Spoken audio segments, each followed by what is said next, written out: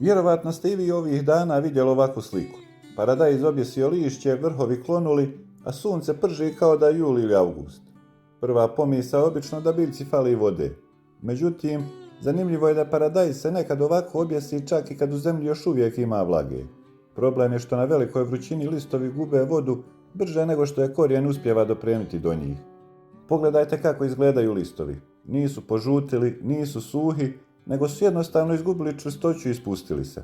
To se često dešava kad temperature odu previsoko. Na ovakvoj vrućini paradajz kroz listove gubi ogromne količine vode. Stručno se taj proces zove transpiracija, ali jednostavnije rečeno, biljka se hladi tako što isparava vodu preko listova, slično kao što se čovjek hladi znojenjem.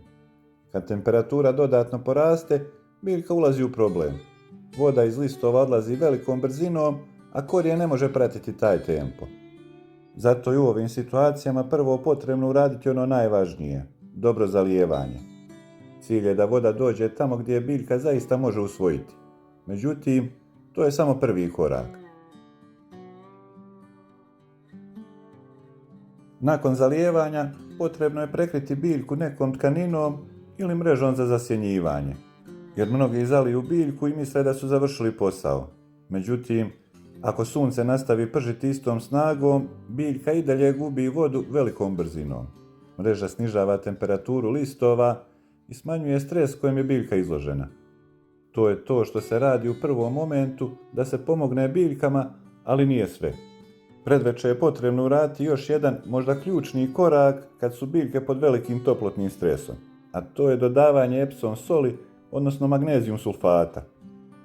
Mogli bismo reći da je magnezijum jedan od ključnih sastojaka koji biljci pomaže da sunčevu energiju pretvori u hranu. Osim toga, učestvuje u brojnim procesima unutar biljke od stvaranja energije pa do usvajanja pojedinih hranjiva. Kad je paradajz izložen velikim vrućinama, biljka troši mnogo energije na održavanje osnovnih životnih funkcija i oporavka od stresa. Upravo zbog toga mnogi baštovani koriste magnezijum sulfat kao dodatnu pomoć tokom ovakvih perioda. Kad sunce već zalazi i nema više opasnosti od najjačeg udara vrućine, tada već možete skinuti mrežu za zasjenjivanje. Nakon toga u 10 litara vode možete dodati jednu kašiku epsom soli,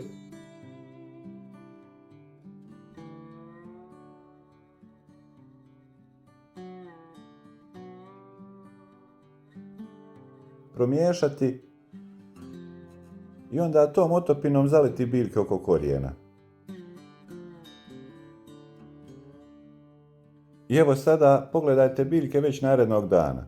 Listovi su ponovo čvršći, biljka izgleda življe i tačno se vidi razlika.